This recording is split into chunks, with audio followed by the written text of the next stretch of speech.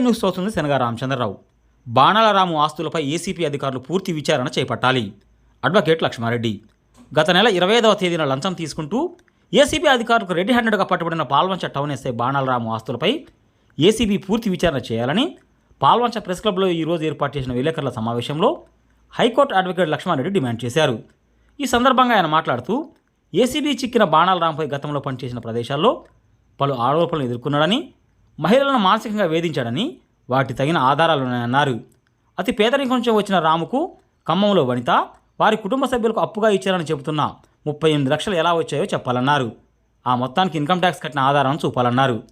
Arrest చేసిన దగ్గర నుండి రాము అనుచరులు సోషల్ మీడియాలో మా క్లయింట్ శ్రావణి వారి కుటుంబంపై పలు ఆరోపణలు చేస్తూ బెదిరిస్తున్నారని, బెదిరింపు చర్యలు ఆపకపోతే ఎస్ఐతో పాటు అసలు అనుచరులు కూడా చట్టపరంగా న్యాయబద్ధంగా శిక్ష అనుభవించాల్సి వస్తుందని హెచ్చరించారు. రాము ఏసీబీకి పట్టుబడిన అనంతరం ఉమ్మడి ఖమ్మం జిల్లాలకు చెందిన రాము బాధితులు అనేక మంది తనను కలిశారని, ఈ వివరాలు కూడా తదుపరి వెల్లడిస్తానని తెలిపారు. మన పట్టణ ఎస్ఐగా పనిచేసిన ఎస్ఐ రాముని ఏసీబీ వాళ్ళు ట్రాప్ చేసి రెడ్ హ్యాండెడ్గా పట్టుకున్న విషయం మీ అందరికీ విదితుంది. అతన్ని పట్టుకున్న తర్వాత వాళ్ళ కొంతమంది ఎవరైతే వాళ్ళ అనుచరులు ఉన్నారో సోషల్ మీడియాలో అతన్ని ఏదో కావాలని మేము కుట్ర చేసి పట్టించామని చెప్పేసి, ఏసీబీ వాళ్ళు కూడా ఏదో ప్లానెడ్గా కావాలని చెప్పి చేశారని చెప్పేసి ప్రచారం చేసుకోవడం జరిగింది. ఆ తర్వాత ఎవరైతే అతని సంబంధించినటువంటి వ్యక్తులు ఉన్నారో వాళ్ళు అతన్ని జైల్లో కలిసి వచ్చిన తర్వాత మా క్లయింట్స్ని బెదిరించడానికి ప్రయత్నం చేస్తారన్న విషయం తెలిసింది. ఇప్పుడు నేను చెప్పదలుచుకుంది ఏంటంటే, అతను ఎవరైతే సోషల్ మీడియాలో కానీ లేదా బయట కానీ అతను రాము చాలా గొప్ప వ్యక్తి, కుట్ర బండి పట్టించారని ఎవరైతే చెప్తున్నారో వాళ్ళ కోసం ఇప్పుడు ఒక స్టేట్మెంట్ రిలీజ్ చేయడం జరుగుతుంది. ఖమ్మంలో ఇతను పనిచేసి ఇది మొదటి కథనం. నాకు చాలామంది బాధితులు వచ్చి చెప్పడం జరిగింది. తర్వాత వాళ్ళు చెప్పుకున్న విషయాన్ని నేను మళ్ళీ రీఎంక్వైరీ చేసుకుని ధృవీకరించుకున్న తర్వాత ఒక్కొక్కరి స్టేట్మెంట్స్ కొంతమంది తీసుకోవడం జరిగింది. దీంట్లో మొదటి కథనం ఇది. ఈయన మద్దినేని రమేష్ గారని ఖమ్మంలో ఉంటారు. వీరింట్లో రాము గారు అక్కడ అద్దెకు ఉండడం జరిగింది పైన. వీళ్ళకి ఫస్ట్ పోలీసు వాళ్ళకి ఇల్లు ఇవ్వడం ఇష్టం లేకపోయినా బ్రతిలాడి తీసుకోవడం జరుగుతుంది. ఆ తర్వాత వీళ్ళకి ఇల్లు అవసరం వచ్చి ఖాళీ చేయమని చెప్తే వీళ్ళని రకరకాలుగా ఇబ్బందులు గురి చేసి, ఒక 76 సంవత్సరాల మహిళ వీళ్ళ అమ్మగారు, ఆమెను కూడా ఇబ్బంది పెట్టడం జరుగుతుంది. దీంట్లో భాగంగా 7/6/22న ఇల్లు ఖాళీ చేయమని వీళ్ళ అమ్మగారు అయిన అహల్య గారు రాము గారికి నోటీస్ పంపించగా వారు రిప్లై నోటీస్ ఇస్తూ 28/6/22న రిప్లై నోటీస్ ఇచ్చారు. రాము గారు ఆయన స్వహస్తాలతో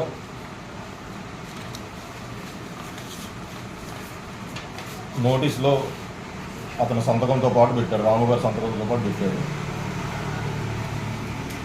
20 లక్షల రూపాయలు రెండో పేజీలో వస్తుంది. వాళ్ళు ఇచ్చిన రిప్లై నోటీస్లో ఇక్కడ మార్క్ చేయడం జరిగింది. 20 లక్షల రూపాయలు వాళ్ళ అమ్మగారికి అప్పుగా ఇచ్చామని చెప్పేసి, అవి ఇస్తేనే ఇల్లు ఖాళీ చేస్తా అని చెప్పేసి చెప్పడం జరిగింది. ఈ అంశంలో నేనేం ప్రశ్నిస్తున్నా అంటే, మీరు చాలా పేద కుటుంబం నుంచి కష్టపడి పైకి వచ్చినటువంటి వ్యక్తి. మీ నాన్నగారు 20 లక్షల రూపాయలు ఇచ్చారంటే మీ నాన్నగారు ఎక్కడి నుంచి తీసుకొచ్చి ఇచ్చారు 20 లక్షల రూపాయలు? మీరు అప్పుడైనా ఐటీ ఫైల్ చేయడం జరిగిందా? లేదా దీనికి సంబంధించి ఎక్కడైనా మీరు స్టేట్మెంట్ ఇవ్వడం జరిగిందా? అది ఎక్కడా లేదు. అది గడిచిన తర్వాత 4/7/22న ఆకుల రాజ్యలక్ష్మి వైఫ్ ఆఫ్ బాపురావు అనే మహిళ ఖమ్మం 2 టౌన్లో వనిత అంటే వీరి వైఫ్ ప్లస్ రమేష్ గారిపై ఫిర్యాదు చేస్తుంటాను. మాకు చిట్టి డబ్బులు ఇంకా అప్పులుగా తీసుకుంది అని చెప్పి ఫిర్యాదు చేయడం జరిగింది. అటు ఎఫ్ఐఆర్ నెంబరు 308/22గా నమోదు చేశారు అప్పుడు సిఐ గారు. దాంట్లో ఎస్ఐ రాము గారి భార్య అయిన బాణాల విజయలక్ష్మి స్టేట్మెంట్ని రికార్డ్ చేస్తారు. పార్ట్ 2లో రికార్డ్ చేస్తారు. ఆ పార్ట్ 2లో భాగంగా ఆమె ఇచ్చిన స్టేట్మెంట్ ఏంటంటే, ఎవరు ఎస్ఐ గారి వైఫ్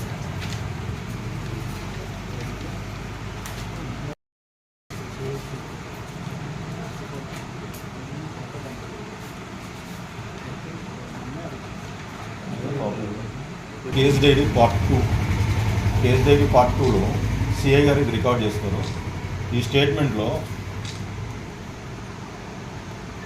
నా పేరు బాణాల విజయలక్ష్మి, వీడియోస్ కాలనీ ఖమ్మం నందు నివాసం ఉంటున్నాను. మద్దినేని వనిత ఆమె భర్త రమేష్ చౌదరి నివాసము 15/3/33 బ్యాంక్ కాలనీ ఖమ్మంలో ఇద్దరు కలిసి వారి సొంత గృహంలో 15 సంవత్సరాల నుండి ప్రైవేటు చిట్టి వ్యాపారం నడుపుతున్నారు. నేను వారికి ఇచ్చిన డబ్బులు 10 లక్షల రూపాయలు మరియు చిట్టి డబ్బులు 8 లక్షల రూపాయలు, మొత్తం 18 లక్షల రూపాయలు తీసుకొని వారి పిల్లల చదువుల నిమిత్తము పెట్టుబడి నిమిత్తం తీసుకున్నారని రాసినారు. యాక్చువల్గా ఆ టైంలో వీళ్ళింట్లో ఉన్నారు, తప్పుడు అడ్రస్ వాళ్ళు పెట్టారు అక్కడ. వీరికి 18 లక్షల రూపాయలు ఎక్కడి నుంచి వచ్చాయి, అంతకుముందు వాళ్ళ నాన్నగారు ఇచ్చిన 20 లక్షలు ఎక్కడి నుంచి వచ్చాయి, దీంట్లో కూడా ఈమె ఎక్కడ ఐటీ ఫైల్ చేసినట్టు కానీ లేదా వడ్డీకి ఇవ్వడానికి తను ఎక్కడ కూడా రిజిస్టర్ చేసుకున్నట్టు కానీ ఫోరంలో ఎక్కడ కనపడలేదు. ఆ ఏరియాని వెతికాను, సెర్చ్ చేశా. ఇటు విషయంలో ఈ 38 లక్షలు కాకుండా ఇతను చేసిన ఈ ప్రతి స్టేషన్లో ఎక్కడ పని చేశాడో ఆ ప్రతి స్టేషన్లో కూడా ఇతని మీద ఆరోపణలు ఉన్నాయి. మహిళలను వేధించడం, మహిళలతో ఇబ్బందికరంగా ప్రవర్తించడం, వాళ్ళతో ద్వంద్వార్థాలు వచ్చేటట్టు మాట్లాడటం, ఇట్లాంటి చాలా ఆరోపణలు ఉన్నాయి. అవన్నీ కూడా నా దగ్గర స్టేట్మెంట్స్ నేను వేరే వాళ్ళకి తీసుకొని పెట్టాను. ఇది అవసరమైనప్పుడు మళ్ళీ అవి మీ ముందుకు తీసుకొస్తాను. ప్రస్తుతం దీంట్లో నేను అడిగేది ఏంటంటే, ఏసీబీ వారు పై ఉన్నతాధికారులు ఇట్టి 35 లక్షల రూపాయలు ఆయనకి ఎక్కడి నుంచి వచ్చాయనేది విచారణ చేస్తే ఆయన సక్రమంగా డబ్బులు వచ్చాయా అక్రమంగా వచ్చాయా డబ్బులు అనేది బయటపడుతుంది.